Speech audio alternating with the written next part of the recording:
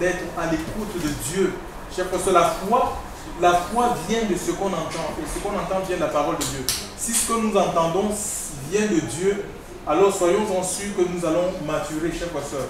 Nous allons grandir. Dieu va nous donner l'aliment nécessaire pour notre croissance, pour notre édification, chers frères. Alléluia.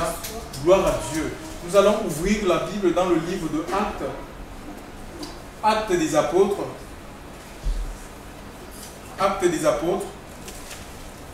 Donc Actes.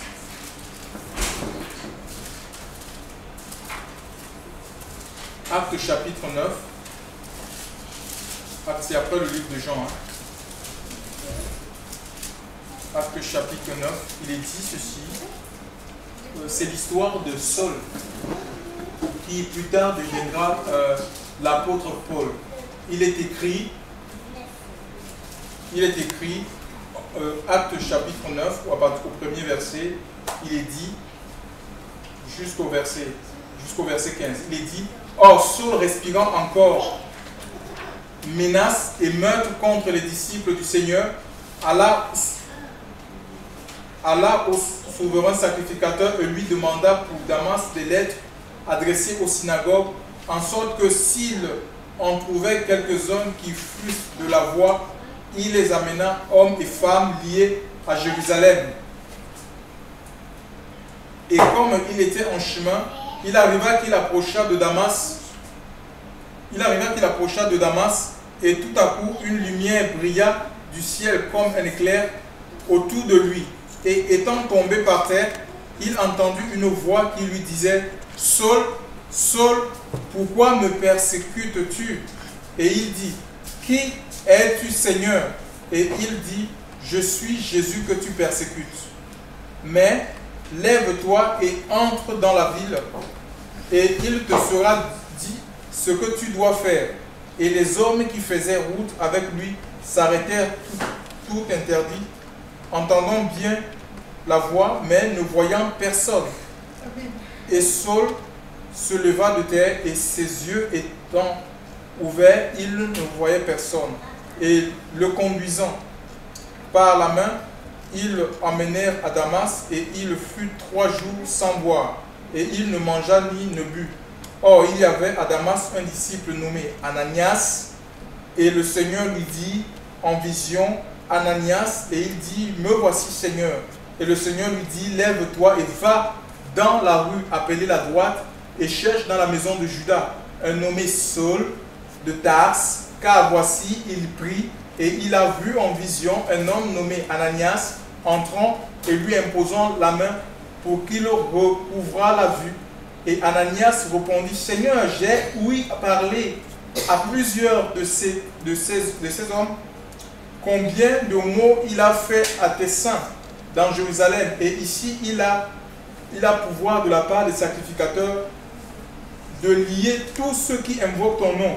Mais le Seigneur lui dit, va, car cet homme met un vase d'élection pour porter mon nom devant les nations, les rois et les fils d'Israël, car je lui montrerai combien il doit souffrir pour mon nom. Et Ananias s'en alla et entra dans la maison et lui imposant les mains, il dit, Saul, frère, le Seigneur Jésus qui t'est apparu dans le chemin par où tu venais, m'a envoyé pour que tu recouvres la vue et que tu sois rempli de l'Esprit Saint. Aussitôt il tomba de ses yeux comme des écailles, et il recouvra la vue, et se levant, et fut baptisé. Et ayant mangé, il reprit des forces. Gloire à Dieu. Ici, chers frères et sœurs, dans ce passage, nous avons la conversion, chers frères et sœurs, une conversion authentique d'un homme. Cet homme est Saul, qui deviendra plus tard l'apôtre Paul, un instrument que Dieu a puissamment utilisé, chers frères et sœurs, en œuvre même dans les écrits. L'écriture, Saul était un persécuteur. Il ne connaissait pas le Seigneur, et pourtant, il avait une religion. Il avait la religion juive, il connaissait la loi de Moïse pour l'avoir appris, chers frères et sœurs, auprès des rabbins. Mais l'Écriture nous dit que cela ne l'empêchait pas, chers frères et sœurs, à persécuter le nom de Jésus, à outrager ceux qui invoquaient le nom du Seigneur. Et Paul a même, il avait donné son suffrage pour le meurtre, le tuer. Il avait donné son suffrage, chers frères et sœurs. Il avait voté, oui, pour qu'on tue, on élimine Étienne. Mais cela déjà ne va pas empêcher que le Seigneur puisse, chers frères et sœurs, l'appeler pour son œuvre. Pourquoi? Parce qu'en fait, Dieu ne tient pas compte des temps d'ignorance. Il était dans l'ignorance. Il avait la religion. La religion, ce n'est pas la révélation. Alléluia. Donc le monde, nous vivons dans un monde de plus en plus religieux. Même dans les milieux qui sont dits les milieux pentecôtistes, évangélistes, où on dit on a l'Esprit de Dieu, nous voyons combien de fois l'esprit de religion agit au milieu du peuple de Dieu au point de s'opposer même à la vision du Seigneur. Nous n'avons qu'à voir comment nos églises sont structurées, chers frères et sœurs. Nous n'avons qu'à voir comment les églises sont structurées. Ce n'est pas le modèle. Quand on regarde l'écriture et nos églises aujourd'hui, nous voyons qu'il y a comme il y a un déphasage. Il y a un déphasage entre ce qui est écrit dans la Bible et le mode de fonctionnement, chers frères et sœurs, la structure de nos églises.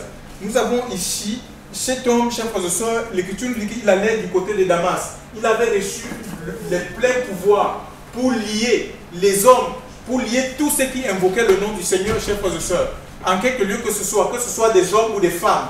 Donc le but, c'était de prendre ces personnes et de les jeter en prison. Mais qu'est-ce qui se passe? L'apôtre, le Seigneur va se révéler à lui. Hein? C'est Jésus qui va venir sur le chemin de Damas. Cet homme était sur le chemin de Damas.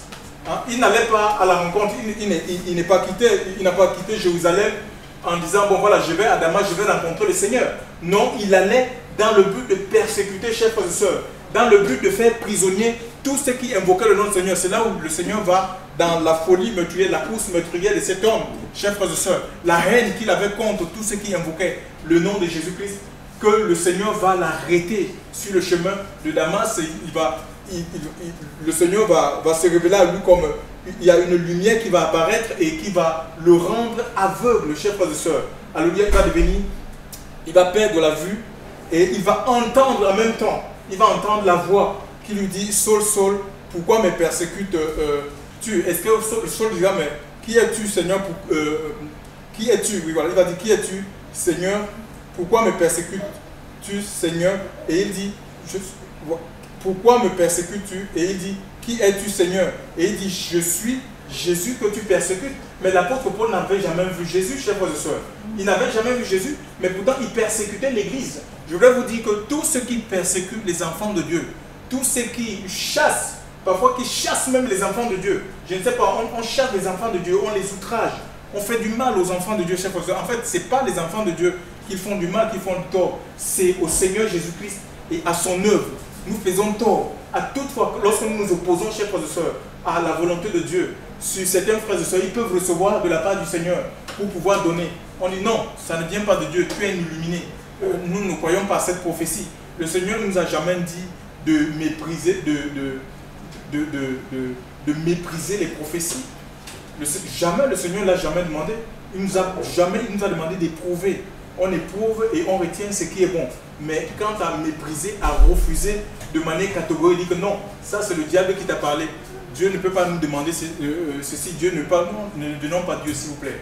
Aux profondeurs de la science, de la connaissance, aux profondeurs de la science, de la connaissance, chers frères et sœurs, qui a connu la pensée du Seigneur, nous dit le livre de Romains, chapitre 11, 33. On ne peut pas, chers frères et sœurs, tellement Dieu est profond en sagesse, en révélation, en connaissance que nous n'avons pas. Nous ne pouvons pas, par notre intelligence, si l'Esprit de Dieu ne nous révèle pas la volonté de Dieu, on ne peut pas la connaître. C'est impossible. Et nous avons donc cet homme, le Seigneur va dire, c'est moi que tu persécutes en fait.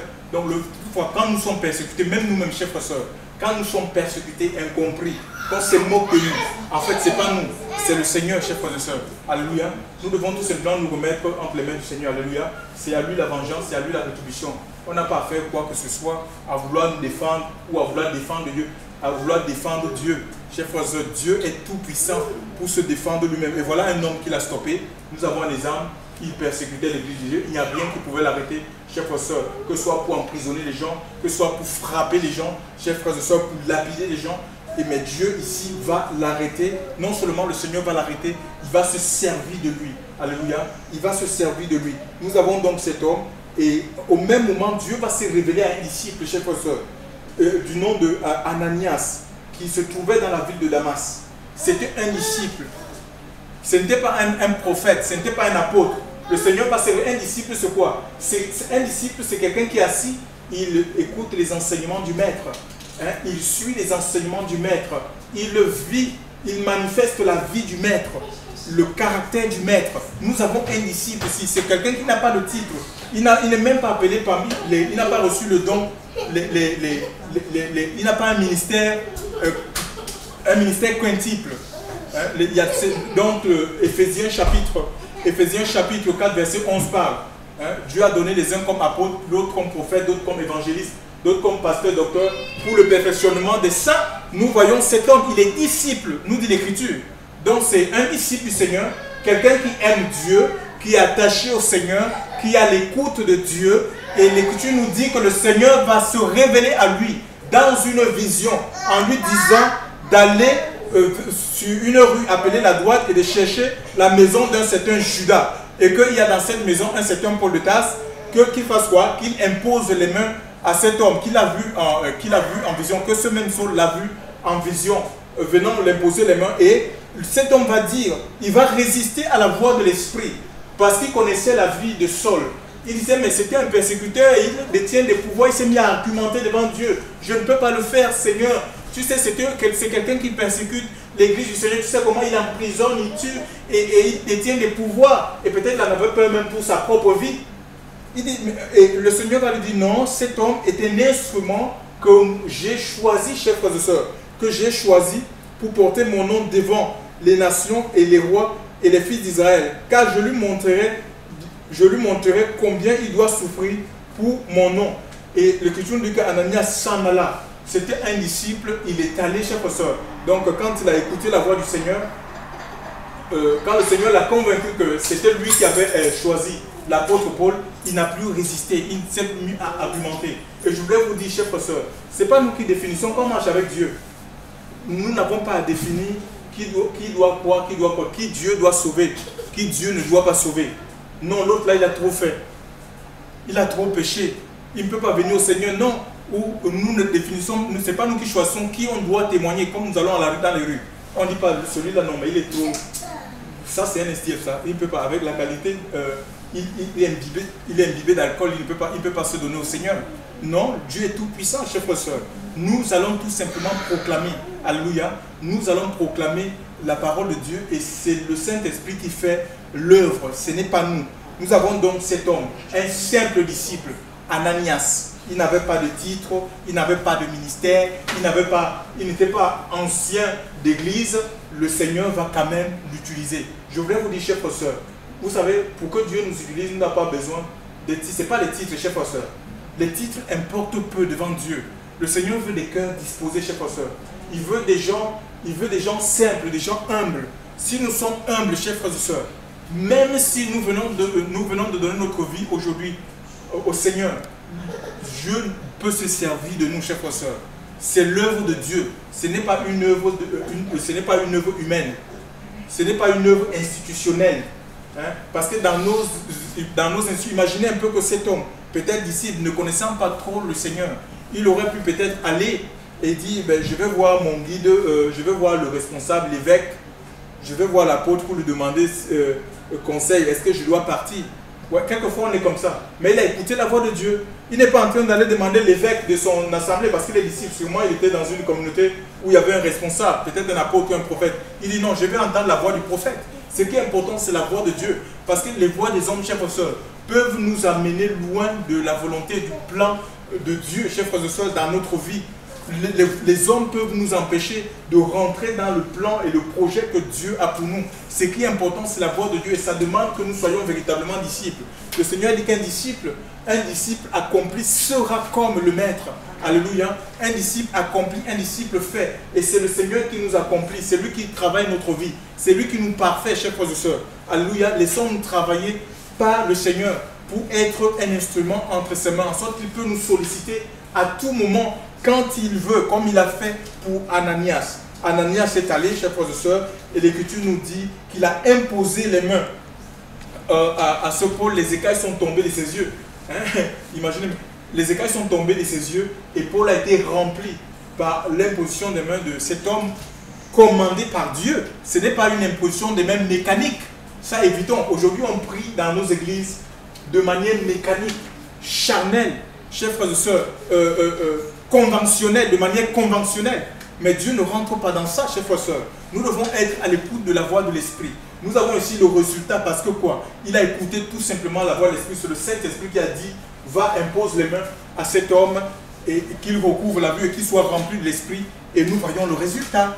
Et je crois que nous avons besoin, chers frères et sœurs, nous aussi, vraiment être dans les mains du Seigneur pour que Dieu nous saisisse à tout moment. Chers frères et sœurs, nous avons besoin, on n'est pas là pour faire de la religion, chers frères et sœurs, des choses de manière routinière, des prières routinières, mécaniques, chers frères et sœurs dans le Seigneur. Nous avons besoin d'être saisis constamment par l'Esprit de Dieu et nous laisser tout simplement conduire par le Saint-Esprit. Nous voyons aussi que c'est l'œuvre du Saint-Esprit, ce n'est pas l'œuvre de la chair, et le Seigneur va laisser les apôtres peut-être dans cette communauté de Damas, les apôtres, les grands bishops, chers frères et sœurs, mais il va utiliser tout simplement un simple disciple pour baptiser qui? Non seulement il a imposé les mains pour qu'il recouvre la vue, chers frères et sœurs, et pour qu'il soit rempli d'esprit, il a baptisé. Alléluia. C'est un disciple qui l'a baptisé, hein? Un simple disciple qui l'a baptisé. Un peu comme nous avons lu l'histoire de l'eunuque éthiopien, comment il a fait la rencontre avec le Seigneur. Et c'était quoi? C'était Philippe. Philippe était un évangéliste. Il a baptisé, chers frères et sœurs. Il n'a pas attendu. Ici, on n'est pas en train de voir Paul en train de faire les cours de baptême. Non. Paul n'est pas en train de faire les cours de baptême ici. Il faut qu'il fasse d'abord les cours de baptême payants. Et parfois, c'est des cours payants. Non. Il a tout simplement, il a reçu le Saint-Esprit, et chers frères et sœurs, cet homme, Ananias, l'a baptisé. Et nous avons aussi la même chose avec l'eunuque éthiopien. Sur son chemin, dans son char, il a dit, voici de l'eau, dans Actes chapitre 8. Et le disciple, l'évangéliste lui a dit, ben, si tu crois, ben voilà, c'est possible. Et ils sont descendus dans l'eau, il a été baptisé, chers frères et sœurs. La même chose s'est produite dans la maison de Corneille. Chers frères et sœurs, dans la maison de Corneille, il y a eu c'était la même chose. L'apôtre Pierre, quand il a prêché, le Saint-Esprit est descendu dans cette salle, et le même jour, et l'apôtre a dit, mais est-ce qu'on peut refuser de l'eau aux gens qui ont reçu le baptême de l'Esprit?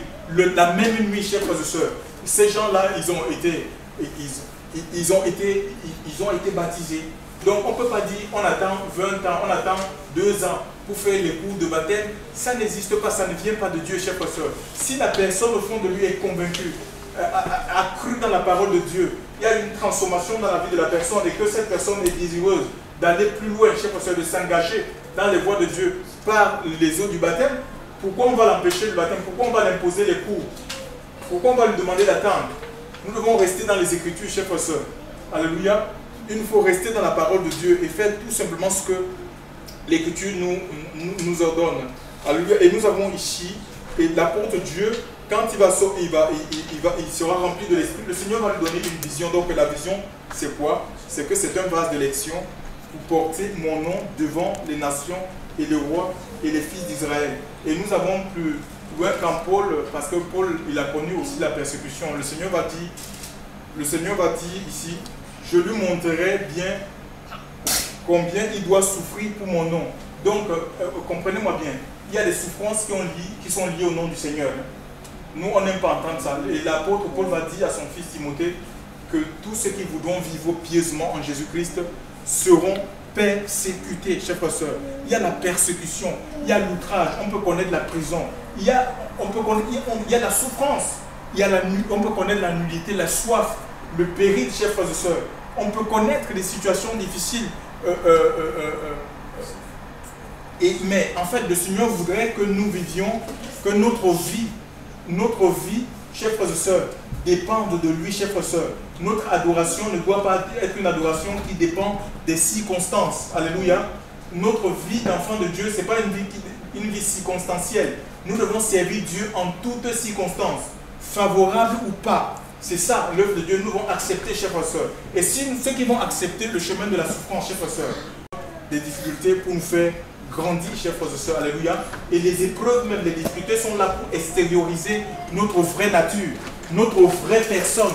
Ce que nous sommes sort quand il y a l'épreuve, alléluia, où il est réel en nous, où nous sommes réels en nous-mêmes. Et c'est là où on sait si on est encore réel, si on est vraiment mort ou pas mort. Alléluia. Et donc nous devons laisser, chers frères et sœurs, le Seigneur sait toutes choses. Nous avons des exemples, des gens, personne n'a jamais servi Dieu dans la Bible sans passer par des épreuves, sans passer par la persécution, sans être rejeté, incompris. Même dans sa famille, le Seigneur dit que l'homme aura pour ennemi les gens de sa propre maison, chers frères et sœurs. Même dans ta propre maison, donc c'est à nous de tenir ferme tout simplement. Alléluia, parce que le salut que Dieu nous a accordé, c'est non seulement pour nous, mais aussi pour tous ceux pour tous nos proches. Alléluia, c'est pour tous les membres de nos familles. Alléluia.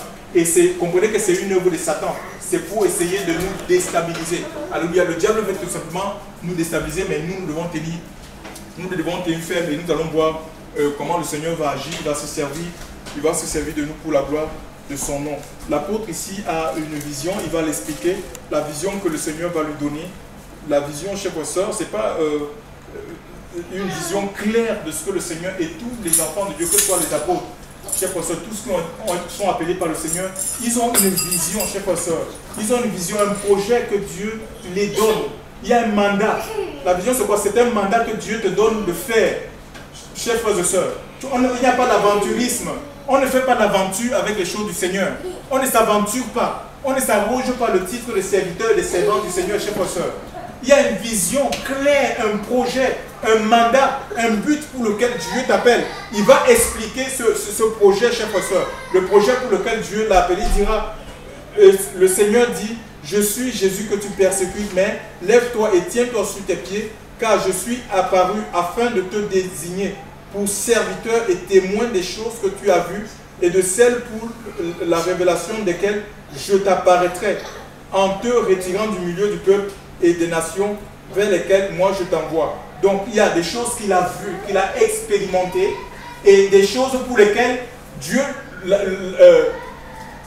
lui apparaîtrait. Ça veut dire qu'il y a des choses qu'il aura à voir, mais il faut qu'il reste dans la main du Seigneur. Donc c'est la même chose pour nous. Si on reste, il y a des choses que Dieu nous a révélées. Quand il s'est révélé à nous, nous avons expérimenté la paix, la joie, la délivrance. Mais tout ne s'arrête pas là, chers frères et sœurs. Je vous dis, il n'y a pas de destin figé avec le Seigneur. Alléluia. Nous sommes en devenir. Alléluia. Et il y a des choses que Dieu veut encore nous montrer. Mais si on ne reste pas dans sa main, il sera impossible que le Seigneur nous dévoile des choses qu'il veut nous dévoiler. Donc on va de révélation en révélation, chers frères et sœurs. On va de révélation en révélation. Nous avons dans cet apôtre, il dit, c'est pour lequel je t'apparaîtrai, en te retirant du milieu du peuple et des nations, lesquelles moi je t'envoie, pour ouvrir les yeux, pour qu'il tourne les ténèbres à la lumière et du pouvoir de Satan à Dieu. Voilà l'ordre de mission. Il a ce qu'on appelle la vision, un ordre de mission. Alléluia. Et chaque homme de Dieu a de dire un mandat, une vision, un ordre de mission de la part du Seigneur. Aux disciples, aux 12, il les avait dit, allez, faites de toutes les nations, dans le livre de Matthieu 28, faites de toutes les nations des disciples, les baptisant au nom du Père, du Fils et du Saint-Esprit, et enseignez-les à observer tous mes commandements. Faites des nations des disciples. Ce ne sont pas les membres d'une organisation, mais des disciples du Seigneur. Alléluia. Et nous avons ici aussi, il dit, je te choisis du milieu de ce peuple vers lequel je t'envoie, afin que tu les ouvres les yeux. Ça veut dire que ce peuple-là était dans les ténèbres, était aveugle. Ils étaient aveugles, mais pas qu'ils avaient perdu la vue physique, ils avaient des yeux, mais ils ne voyaient pas, chers frères et sœurs. C'est ce que dira le prophète Ésaïe. Ils ont des yeux, ils ne voient point, ils ont des oreilles, ils n'entendent point. C'est spirituel. L'homme spirituel était complètement dans les ténèbres, dans l'obscurité, chers frères et sœurs. Et nous vivons dans un monde où les gens sont... Il y a un aveuglement, chers frères et sœurs. Il y a un aveuglement concernant vraiment l'évangile de Christ. Alléluia. Et les gens ne voient pas. Parce que Satan a jeté comme un voile sur la surface de la terre. Et l'évangile, c'est ce moyen-là que Dieu donne pour libérer les âmes, chers frères et sœurs. Pour que les âmes passent, chers frères et sœurs, oui, des ténèbres à la lumière, chers frères et sœurs, de la puissance de Satan. Des gens sont liés dans les chaînes sataniques et diaboliques. Ça peut être des ordres mystiques. Ils ne peuvent plus sortir, chers frères et sœurs. Ils sont emprisonnés dans des cages de péché, de toutes sortes de vices et de passions. Le Seigneur veut délivrer les gens. Ceux qui sont dans les cages de religion, Dieu veut les sortir, chers frères et sœurs. Alléluia. Ceux qui sont tenus par les puissances démoniaques, Dieu veut les sortir. L'évangile, c'est une puissance. Alléluia. L'évangile, ce n'est pas une philosophie. L'évangile, ce n'est pas une philosophie, ce n'est pas une idéologie, chers frères et sœurs. C'est une puissance. Ce n'est pas la puissance d'un homme. Ce n'est pas la puissance de la franc-maçonnerie. Ce n'est pas la puissance de la rose au quoi. Ce n'est pas la puissance d'un pasteur. Ce n'est pas la puissance d'une organisation quelconque. C'est la puissance de Dieu pour le salut de quiconque quoi. C'est une puissance qui délivre du pouvoir du péché, de la pratique du péché. Nous avons l'exemple de cet homme. Dans son livre aux Romains, son épître aux Romains, chers frères et sœurs, il dira Romains chapitre 7, verset 4, qui me délivrera de ce corps de mort ou de ce corps de péché? Chers frères et sœurs, ce n'est pas la religion. La religion ne peut pas nous délivrer, chers frères et sœurs, du péché, de la pratique du péché. La religion ne sauve pas. La religion n'est morte pour personne, chers frères et sœurs. C'est Jésus qui a donné sa vie. Il est allé à la croix et l'apôtre va dire dans ce passage, grâce soit rendue à Dieu par Jésus-Christ. Ça veut dire tout simplement, chers frères et sœurs, que la solution concernant le péché, c'est Christ. Si le diable défie Dieu par le péché en poussant les gens dans toutes sortes de perversions, chers frères et sœurs, la solution que Dieu a trouvée concernant le péché, c'est la personne de Christ. Chers frères et sœurs, et nous devons venir, si nous voulons être guéris du péché. Le péché, c'est une maladie, chers frères et sœurs. C'est le péché qui nous sépare de Dieu. C'est le péché qui nous prive de la présence de Dieu. Et la Bible dit, Romains chapitre 3, verset 22, que tous ont péché, sont privés de ma gloire. Donc le péché nous prive de la gloire de Dieu. La gloire de Dieu, c'est sa présence. Alléluia. Et nous avons besoin de la présence de Dieu. Alléluia. Et le péché nous éloigne de Dieu. Ça empêche Dieu, ça rend Dieu sourd. Ça empêche la main du Seigneur de nous secourir, chers frères et sœurs. Mais Jésus est venu comme il est venu, chers frères et sœurs, nous réconcilier en donnant sa vie à Golgotha. Le sang a coulé et la Bible nous dit que son sang parle mieux que le sang d'Abel. Le sang d'Abel a coulé, chers frères et sœurs, des milliers d'années tôt, mais celui de Christ coule encore aujourd'hui en présence de Dieu. Tant que la seconde venue n'est pas encore faite, il y a une possibilité de rentrer dans la grâce. La grâce nous permet, la grâce non seulement elle nous sauve, elle nous transforme. Si la grâce que nous avons reçue n'a pas le pouvoir de nous transformer, c'est une fausse grâce. La grâce nous transforme, elle nous libère du péché. La grâce, c'est l'accomplissement de la loi par l'Esprit de Jésus-Christ, par l'Esprit de Christ. L'Esprit de Dieu en nous, parce que nous avons reçu Christ, nous amène à confirmer, à accomplir la loi de Dieu, à vivre la loi de Dieu. Et l'apôtre Paul va dire dans Éphésiens chapitre 5, verset 22, concernant le fruit de l'Esprit, il dit contre de telles choses, c'est-à-dire que les gens qui ont le fruit de l'Esprit en eux, contre de telles choses, il n'y a point de loi. Ça ne veut pas dire que la loi, elle est bannie, non. La loi, elle est confirmée. La loi ne nous condamne plus une personne qui a reçu l'Esprit de Dieu et qui porte le fruit de l'Esprit, qui a le fruit de l'Esprit en lui. Mais si on n'a pas l'Esprit de Dieu en nous, la loi va continuer à nous condamner. Nous allons être dans la chair. Ce qui est né de la chair est chair. Nous allons continuer à vivre dans le mensonge, les adultères. Même si nous professons le nom du Seigneur, nous allons régner par nos œuvres. Les œuvres ne vont pas suivre, c'est-à-dire les œuvres de sainteté, les œuvres de pureté. Et celui seul qui peut nous faire rentrer dans ces œuvres de sainteté, de pureté, de vérité, de justice et d'amour, c'est la présence du Seigneur en nous par son esprit. Gloire à Dieu. Alléluia. Et c'est possible aujourd'hui. C'est ça l'évangile. Ce n'est pas passé d'une religion à une autre. Nous avons dit passer des ténèbres à la lumière, oui. C'est ça, c'est passer. C'est ça la transformation, c'est ça la repentance. C'est une vie de transformation, de changement. Hein? Dieu ne nous appelle pas un changement de religion on passe d'une religion traditionnelle à une religion améliorée. Non, c'est une transformation de vie, chers frères et sœurs, une transformation intérieure. Dieu change notre cœur, il nous transforme intérieurement et notre extérieur aussi va suivre. Alléluia, quand l'intérieur est transformé, l'extérieur, cela va se manifester par notre extérieur, notre attitude, notre comportement, notre façon de vivre, chers frères et sœurs, notre façon de travailler. On sera une nouvelle personne. Ceux qui sont en Christ, l'Écriture dit qu'il y a une nouvelle création. Alléluia, qui n'a rien à voir avec l'ancienne, la création déchue.